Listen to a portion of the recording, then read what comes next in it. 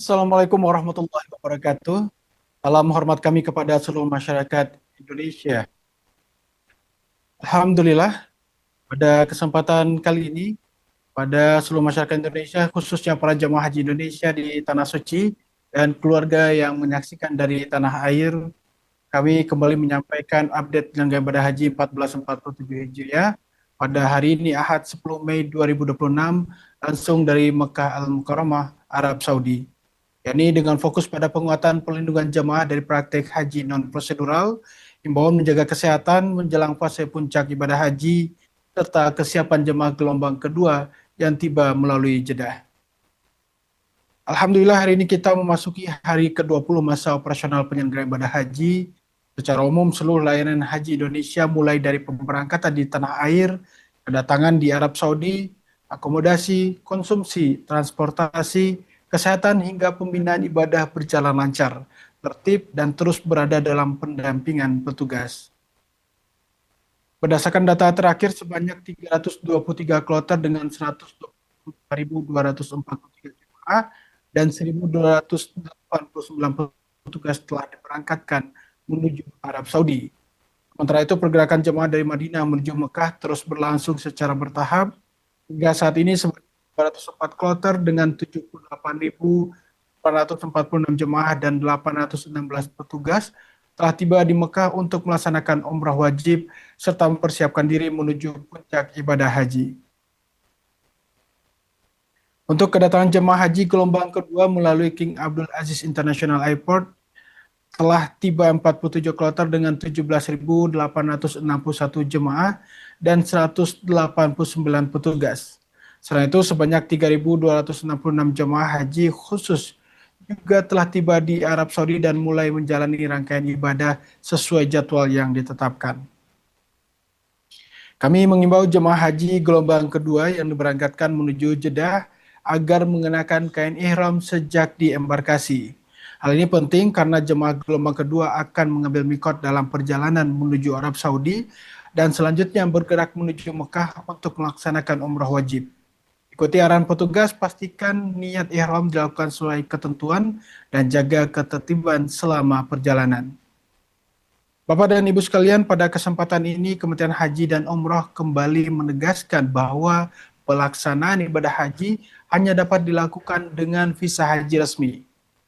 Pemerintah Arab Saudi telah menetapkan bahwa setiap orang yang akan melaksanakan ibadah haji wajib menggunakan visa haji.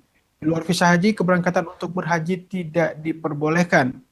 Karena itu kami mengimbau masyarakat untuk tidak mudah tergiur oleh tawaran berhaji dengan visa ziarah, visa umroh, visa wisata, visa kerja maupun jenis visa yang lain tidak diperuntukkan bagi pelaksanaan ibadah haji. Praktek haji non-prosedural bukan sekedar pelanggaran administratif, lebih dari itu praktek ini dapat membahayakan keselamatan jemaah, menghilangkan akses terhadap layanan resmi, menyulitkan perlindungan serta berpotensi menimbulkan konsekuensi hukum dari otoritas Arab Saudi. Niat suci untuk beribadah harus ditempuh melalui jalan yang benar. Jangan sampai keinginan berangkat ke tanah suci justru dimanfaatkan oleh pihak-pihak yang tidak bertanggung jawab.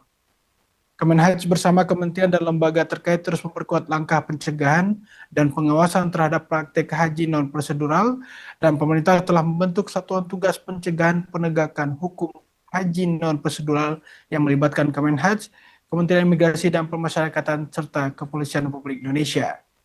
Satgas ini bekerja untuk melindungi masyarakat dari praktik pemberangkatan haji yang tidak sesuai ketentuan, termasuk terhadap pihak-pihak yang menawarkan keberangkatan haji tanpa visa haji resmi.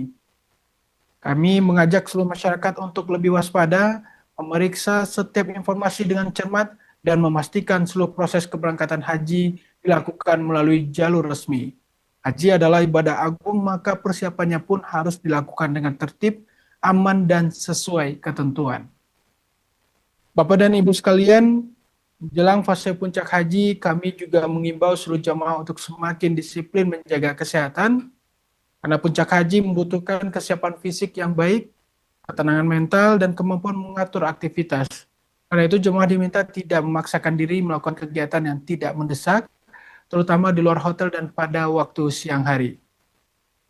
Dengan suhu di kota Mekah dan Madinah yang berkisar antara 38 hingga 44 derajat Celcius, jemaah perlu lebih bijak mengelola tenaga, utamakan ibadah wajib, ikuti arahan petugas, dan kurangi aktivitas yang berisiko menimbulkan kelelahan. Kami juga mengimbau jemaah untuk terus menjaga asupan, memperbanyak minum air putih, makan tepat waktu, menggunakan alas kaki, membawa identitas diri, serta mengenakan pelindung diri seperti payung atau topi, dan juga segera beristirahat apabila tubuh mulai terasa lelah. Bagi jemaah lansia, disabilitas, serta jemaah dengan penyakit penyerta atau risiko tinggi, kami mengingatkan agar selalu berkoordinasi dengan ketua regu, ketua rombongan, dan petugas kesehatan. Jangan ragu melapor apabila mengalami pusing, sesak nafas, nyeri dada, demam, batuk berat, atau keluhan kesehatan lainnya. Karena kesehatan adalah bekal utama menuju puncak haji, jangan menunggu kondisi memburuk. Segera sampaikan keluhan kepada petugas agar dapat ditangani sejak awal. Hingga saat ini layanan kesehatan dilaporkan terus berjalan optimal. Banyak 67 jemaah masih menjalani perawatan di Rumah Sakit Arab Saudi. Kami mendoakan semoga seluruh jemaah yang sedang sakit segera diberikan kesembuhan, kekuatan, dan dapat kembali menjalankan rangkaian ibadah haji dengan baik. Petugas Kesehatan Haji Indonesia terus melakukan pemantauan aktif, edukasi kesehatan, serta pendampingan kepada jemaah di hotel, sektor, KKHI maupun fasilitas kesehatan rujukan. Namun keberhasilan menjaga kesehatan juga sangat bergantung pada kedisiplinan jemaah dalam mengenali kondisi tubuh masing-masing. Bapak dan Ibu sekalian, kami juga menyampaikan data jemaah yang wafat. Innalillahi wa inna ilaihi raji'un. Pada Sabtu 9 Mei 2026 terdapat 3 jemaah kita yang wafat di Arab Saudi, yakni atas nama Rodiah Wayan, jemaah asal Kabupaten Tegal, Jawa Tengah, Kamri Abdul Thayyib, jemaah asal Kabupaten Pasuruan, Jawa Timur, dan juga jemaah Nur Sidah Sindrang Sijara asal Kabupaten Goa, Sulawesi Selatan. Dengan demikian jumlah jemaah wafat di Arab Saudi hingga saat ini sebanyak 23 orang. Kami menyampaikan duka cita yang mendalam, semoga seluruh almarhumah mendapatkan tempat terbaik di sisi Allah Ta'ala, diampuni segala dosanya, diterima amal ibadahnya, serta keluarga yang ditinggalkan diberikan kekuatan dan ketabahan. Bapak dan Ibu sekalian, Kementerian Haji dan Umroh menyampaikan apresiasi kepada seluruh petugas haji Indonesia yang terus bekerja siang dan malam memberikan layanan terbaik kepada jamaah baik di tanah air maupun di Arab Saudi. Kami juga menyampaikan terima kasih kepada seluruh jamaah yang terus menjaga ketertiban, kedisiplinan, dan mengikuti arahan petugas. Kepatuhan terhadap aturan termasuk penggunaan visa haji resmi, kedisiplinan mengenakan ihram sesuai dengan ketentuan bagi jamaah gelombang kedua, serta kesungguhan menjaga kesehatan adalah bagian penting dari ikhtiar bersama mewujudkan penyelenggaraan haji yang aman, tertib, terlindungi, dan bermartabat. Begitu, mari kita luruskan niat, jaga kesehatan, hindari aktivitas yang berisiko, dan persiapkan diri menuju puncak haji dengan sebaik-baiknya.